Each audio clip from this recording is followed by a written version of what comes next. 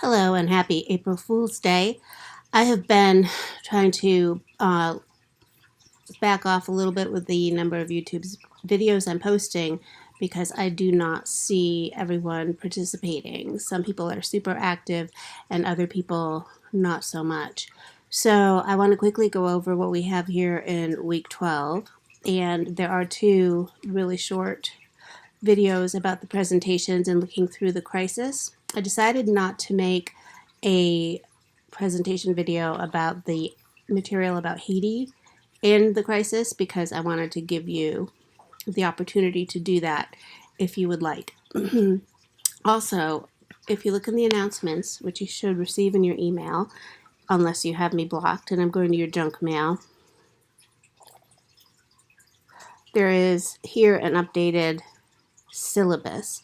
So ideally for next week, we'll have presentations on Aaron Douglas and Alvin Ailey, and then on Harlem nightclubs and jazz.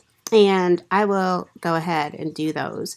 But for your presentations, definitely plan on posting something to YouTube by the 15th of April.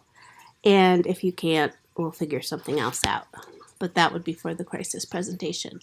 And if you have questions about the second paper, also hit me up. And I'm happy to talk to you on the phone about that if you wish. So for our course content for this week, here we are in week 12. Again, I talked about the presentations, looking through the archives of the crisis. And we have this short story by W.E.B. Du Bois, which is very much ahead of its time in some ways, and I think quite interesting. As you can see, it's in Waco, Texas. And the transaction that takes place at the beginning of the story involves a promoter who leases out convicts, people who are incarcerated, to businesses. And this was a really common practice. It was called a chain gang or a convict lease system. And from the end of slavery into the 20th century, men in particular who were imprisoned could be rented out by the prison for labor. So the colonel rents some men to build a railroad, and he figures it'll cost him $96 a year to house and feed each man, and then he's going to pay the lease fee, which is about $29.